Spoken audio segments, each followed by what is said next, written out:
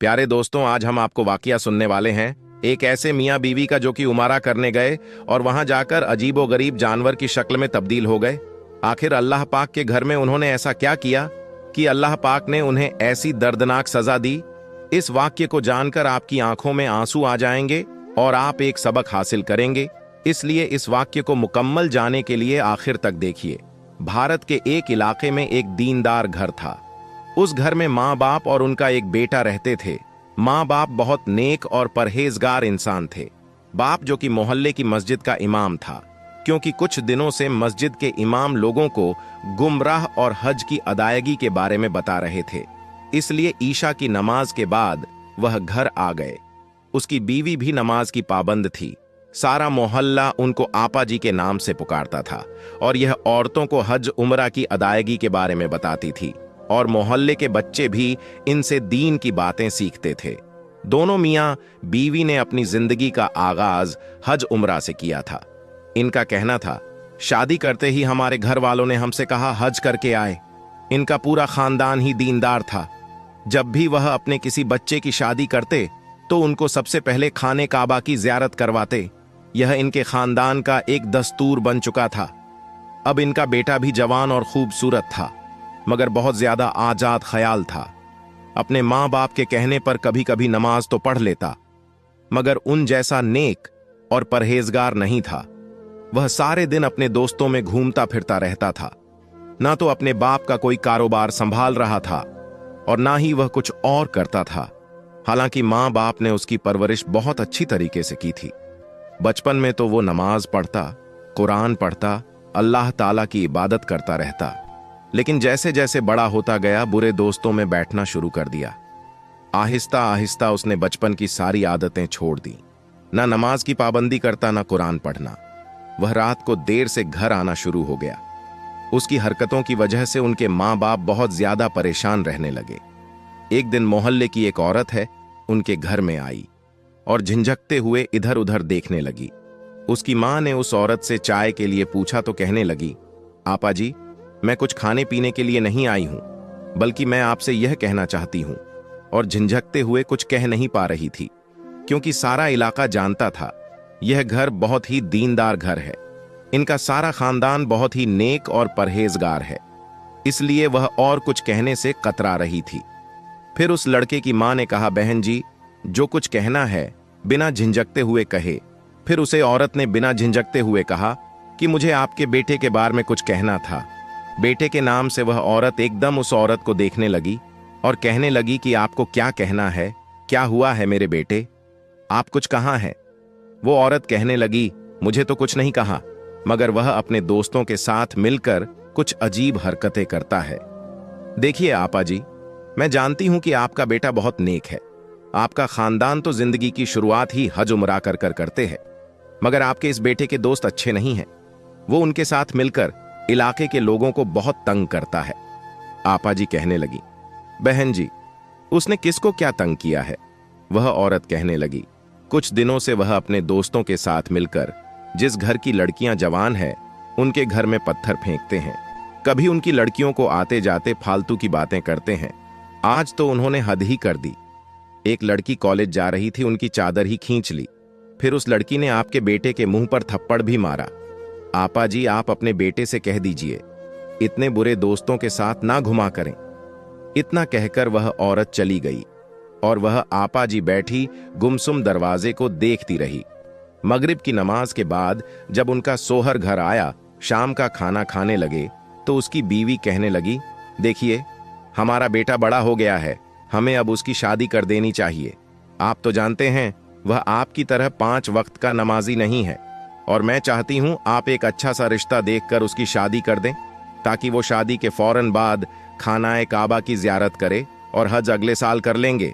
और मुझे उम्मीद है वह अपने बुरे दोस्तों से ताल्लुक खत्म कर देगा। फिर उस पर जिम्मेदारी होगी और वह अपने घर को संभाल लेगा। उन्होंने अपनी बीवी की हाँ में हाँ मिलाई और कहने लगे, ठीक है, मैं अभी मसरूफ हूं, आप ही कहीं अच्छा रिश्ता देख लीजिए। फिर आपा जी ने किसी रिश्ते वाले से बोला, आप मेरे बेटे का रिश्ता किसी ऐसी जगह कराए जहां की लड़की बहुत खूबसूरत हो, दीनी हो और कुरान पाक की तालीम जानती हो, तुम जितना रकम लोगे मैं तुम्हें उतना रकम अदा करूंगी, बस रिश्ता अच्छा होना चाहिए। रिश्ते वाले ने रिश्ते के लिए पैसे ले लिए और जैसे तैसे करके उसने रिश्ता करवा दिया। वह कहते हैं जोड़े तो आसमानों पर बनते हैं, जैसा सोहर ऐसी बीवी। आपा ने उनकी शादी कर दी और दोनों मियाँ बीवी बहुत ज्यादा खुश थे। अब उनका सोहर और दोनों मिलकर नई जिंदगी का आगाज करवाना चाहते थे।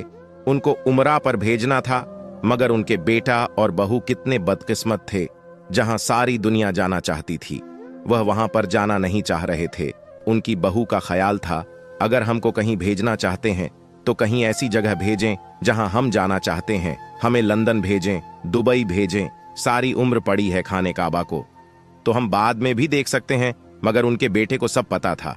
हमारे खानदान का दस्तूर है, हमको शादी के फौरन बाद खाने काबा की जियारत करनी होती है। जब उनकी मां मुस्कुराते हुए 2 टिकटों को लेकर कमरे में गई तो कहने लगी, बेटा आप दोनों बहुत खुशकिस्मत हैं, आपको उम्रा करने की शहादत अल्लाह ने दी है। जब हमारी शादी हुई तो हमें भी सबसे पहले हज करने की शहादत हासिल हुई और आप लोगों को भी अभी उम्रा करने की शहादत हासिल हो रही है, वरना ज्यादातर हमारे खानदान वाले पहले हज करते हैं। लेकिन इंशाअल्लाह कुछ महीनों के बाद आप दोनों हज के लिए भी चले जाना। अब आप दोनों अपनी पैकिंग कर लीजिए। वह दोनों मियाँ बीवी अपना सामान लेकर एयरपोर्ट पर पहुंच चुके थे। जहाज में सवार हुए जितने भी उस जहाज में उम्रा करने वाले सवार थे, सबके सब हाथों में तस्बीह कर रहे थे। जहाज में सवार जितने भी उम्रा करने वाले थे, सबके हाथों में तस्बीह थी। किसी के हाथ में कुरान पाक था, कोई वैसे ही अल्लाह का जिक्र कर रहा था।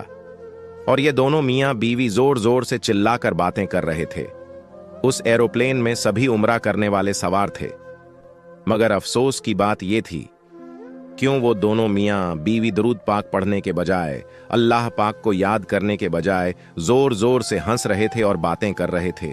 सब लोग उनको अजीब नजरों से देख रहे थे, मगर यह दोनों अपने आप में मग्न थे। उनको किसी की कोई परवाह नहीं थी। एरोप्लेन जद्दा के एयरपोर्ट पर लैंड हो गया। सभी पैसेंजर एयरपोर्ट पर उतर गए। यह दोनों मियाँ बीवी उतरकर वहां से होटल पहुंचे तो वहां भी सारे लोग इनसे बहुत ज्यादा परेशान थे। इधर लोगों का कहना था कि इन दोनों मियाँ बीवी की हरकतें और बातें बहुत अजीब थीं। यह बातें तो अपने कमरे में करते, लेकिन इनकी आवाजें दूसरे कमरों में गूंजती रहती। यह दोनों मियाँ बीवी अपने कमरे में मस्ती मजाक किया करते हैं और जोर जोर से हंसते थे। इसीलिए सारे होटल के लोग इन दोनों मियाँ बीवी से बहुत ज्यादा तंग थे। होटल के आजू बाजू के लोगों का कहना था ये दोनों मियाँ बीवी बहुत ज्यादा बदतमीज और बद अखलाक है। लोगों का कहना था कि इसकी बीवी तो पर्दे में थी, मगर पर्दे में भी वो बेपर्दा लग रही थी। उसका पर्दा ना होने के बराबर था। उसने लिबास भी ऐसा पहना था कि लग ही नहीं रहा था कि यह उम्रा करने आए हैं। और जो उसने ऊपर बुर्का पहना हुआ था वह इस कदर जुस्सत था कि उसके कल्ले दिखाई दे रहे थे। आजकल की जो बेहया लड़की है वह इसी तरह का बुर्का पहनती है। इस तरह पर्दा होना ना होना बराबर था। उसने भी बुर्का फैशन के तौर पर पहना हुआ था। इधर हर कोई उन दोनों मियाँ बीवी को मुड़ मुड़ कर देखता, क्योंकि उन दोनों ने फैशन के साथ साथ बेशर्मी की हद पार कर दी थी। वह दोनों होटल से लेकर हरम शरीफ के अंदर तक ऐसी बातें करते आ रहे थे जैसे तन्हाई में कर रहे हो। वहां के सभी लोग उनको देख रहे थे। सभी लोग इन दोनों से तंग हो रहे थे। ये दोनों एक दूसरे के साथ हंसते बातें करते और तहखाने लगते जा रहे थे और अजीब किस्म की शरारत कर जा रहे थे। हरम शरीफ के अंदर उस लड़की का केकाहा इस तरह ऊंचा गूंजा कि लोग बड़ी मुश्किल से गुस्सा कंट्रोल कर कर रह गए। पलटकर उन दोनों मियाँ बीवी को देखने लगे। उन दोनों में जरा भी हया बाकी नहीं थी। उस वक्त हरम शरीफ में दोनों दाखिल थे। उसके बावजूद इस तरह की हरकतें करते करते फिर रहे थे। उसके बावजूद उनके दिल में जरा भी ख्याल नहीं था। खाने काबा में ऐसी हरकतें कर रहे थे। उन दोनों की पूरे उमरा की अदायगी में यही हरकतें थीं। एक मर्तबा तो जिस काफिले के साथ वह आए थे उन्होंने इन दोनों को समझाना चाहा, अगर आप दोनों पहली बार उमरा पर तशरीफ लाए हैं तो आपके यहाँ के कानून और जमात का पता होना चाहिए। आखिर आप मुसलमान हैं। हरम शरीफ का एहतराम करना तो हम सब पर लाजिम है। आप दोनों इस तरह हंस रहे हैं, बातें कर रहे हैं जैसे आप पिकनिक पर आए हो। उस शख्स की बातें इन दोनों मियाँ बीवी को इस तरह जला रही थीं जैसे आग लकड़ी को जलाती है। वह दोनों उस शख्स के साथ बदतमीजी करने लगे। यह लड़का समझाने वाले शख्स का गिरवान पढ़कर कहने लगा, आखिर आप होते कौन हो? आखिर आपको हक ही क्या है? हमारा बाप बनने वाले, हमने तुमसे कहा था कि हमें मशवरा दो, हमें नसीहत करो। हम अपना अच्छा और बुरा समझते हैं। पहले खुद को तो देख लो, आप कौन से किसी मस्जिद के इमाम साहब लगते हो? जाकर पहले आपने खुद के गुनाह बख्श लो, बाद में दूसरों को नसीहत करना। यहां से दफा हो जाओ। ये दोनों मियां बीवी ऐसी बातें करके हर किसी को चुप करवा देते। उसके जाने के बाद यह दोनों हाथ पैर हाथ मारकर हंसने लगे। अब काफी लोग उनकी हरकतों की वजह से चुप रहते थे। यहां पर आने के बाद उन लोगों ने ना ही किसी टाइम की नमाज पढ़ी और ना ही किसी ज़ियारत में दिलचस्पी ले रहे थे। ये तो जबरदस्ती उनके घर वालों ने उनको भेज दिया था। दरअसल उन दोनों मियां बीवी को उम्र पर आने का मन ही नहीं था। वह दोनों तो लंदन दुबई जाना चाह रहे थे। घर वालों के दबाव में आकर वह दोनों उमरा करने के लिए आ गए थे। मगर अफसोस की बात तो यह थी कि यह दोनों मियां बीवी मुसलमान होकर भी ऐसी हरकतें करते थे। वो भी उमरा पर आने के बाद उनके आसपास के लोग काफी तंग दिखाई दे रहे थे। मगर दोस्तों, उन दोनों के साथ एक ऐसा वाकया पेश आया जिस वाक्य ने उनकी जिंदगी ही बदल दी। उन्होंने तो कभी ख्वाब में भी नहीं सोचा था कि उन दोनों के साथ ऐसा भी हो सकता है। यह दोनों अभी भी बस दौलत को ही सब कुछ जानते थे। उनको यह था कि दौलत है तो हम सब चीज को खरीद सकते हैं। फिर उनके साथ जो हुआ उसको देखकर सभी लोगों की चीखें निकल गईं। मगर फिर एक दिन ऐसा हुआ कि मौसम बहुत ज्यादा खुशगवार था। उमरा करने वाले सुबह सुबह तवाफ करने निकल गए, क्योंकि वह लोग चाह रहे थे कि आज मौसम बहुत खूबसूरत है तो हम ज्यादा से ज्यादा ज़ियारत करेंगे। और यह दोनों सुबह सुबह होटल की तरफ से हरम शरीफ टहलते टहलते आ रहे थे। आपस में कह रहे थे कि हम आज आखिरी बार हरम शरीफ जाएंगे, बाकी के दिन हम घूमने के लिए निकल जाएंगे। वह लड़की अपने शहर से कहने लगी कि आपके घर वाले भी बड़े अजीब हैं। शादी के फौरन बाद हमको जबरदस्ती इधर भेज दिया। तो उसका शौहर कहने लगा, मैं तो सिर्फ अपने खानदान का दस्तूर निभा रहा हूं, वरना मैं भी यहां नहीं आना चाहता था। आज का दिन बहुत खूबसूरत है, उसके बाद हम यहां से कहीं और निकल जाएंगे। प्यारे दोस्तों, कितने अफसोस की बात है, इन दोनों को इस दस्तूर के बारे में पता ही नहीं। कितने ऐसे लोग हैं जो यहां आने के लिए तड़प रहे हैं और यहां आने से महरूम है। हरम शरीफ अभी थोड़ी दूर ही था, यहां आने में थोड़ा सा फासला था। रास्ते में काफी लोग इनको भीख मांगते हुए नजर आ रहे थे, जिनमें बच्चे भी थे, औरतें भी थीं, बूढ़े भी थे। दो बच्चे इन दोनों मियां बीवी के सामने हाथ फैलाने लगे और कहने लगे, हमें कुछ पैसे दे दीजिए, हमने सुबह से कुछ नहीं खाया।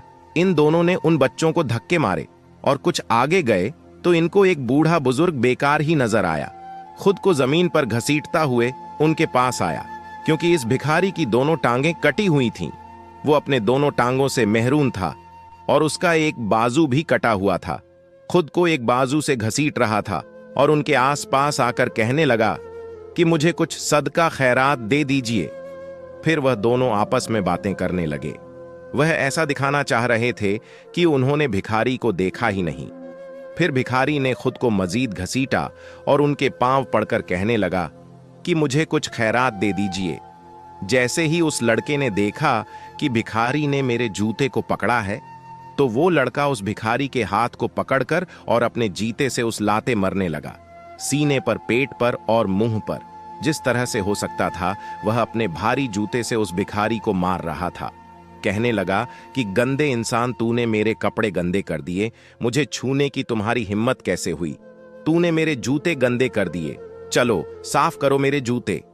फिर वह अपना जूता उसके मुंह पर रख देता है और अपने पांव को उसके मुंह पर रख देता है और कहता है कि इसको अपने मुंह से साफ करो। वो भिखारी क्या करता, वह दर्द से अपनी आंखों से आंसू बहाए जा रहा था।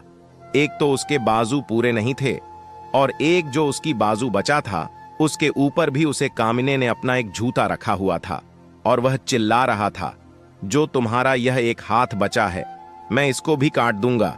आखिर वो बेचारा भिखारी करता तो क्या करता, सिवाय आंसू बहाने की। जब उस लड़के ने काफी उस पर जुल्म कर लिया तो उसकी बीवी कहने लगी, चलो चलते हैं, यह अपाहिज किसी काम का नहीं है, यह तो काफी इंतहा घटिया किस्म के लोग हैं। लेकिन तब तक वहां उनके पास काफी लोग इकट्ठा हो चुके थे। वह लोग उनको रोकना तो चाह रहे थे, लेकिन वह सब उनकी बदतमीजी देखकर पीछे हट गए। वह उन लोगों को देखकर उनसे भी गाली गलौज करने लगा। कौन लोगों से गाली गलौज करते हुए हरम में दाखिल होने वाला था, तो वो लड़का जैसी ही हरम शरीफ के दरवाजे पर आया तो वो लड़का दर्द से चीखने लगा, और जैसे ही उसने हरम शरीफ के अंदर पांव रखा उसके हाथ पांव मारने लगे। वह दर्द से चिल्लाने लगा था। लोग उसकी चीखें सुन रहे थे। उस थाम कर उस सवाल करने लगे कि तुम्हें क्या हुआ है, लेकिन बजाओ, कुछ बताएं। दर्द से चिल्लाने लगा। फिर देखते ही देखते वो दर्द से और ज्यादा चिल्लाने लगा।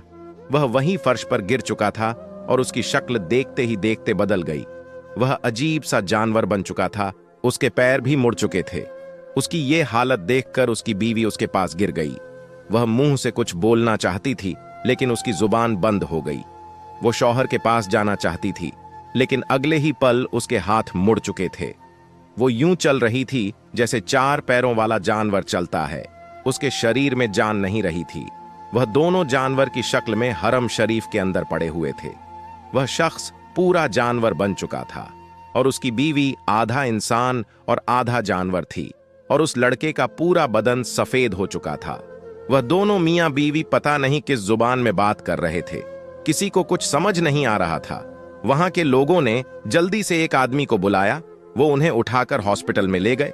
उनको देखकर तौबा अस्तगफार करने लगे। वह सब अल्लाह ताला से डर रहे थे। कोई नहीं जानता था कि उन दोनों को एक साथ क्या हुआ था।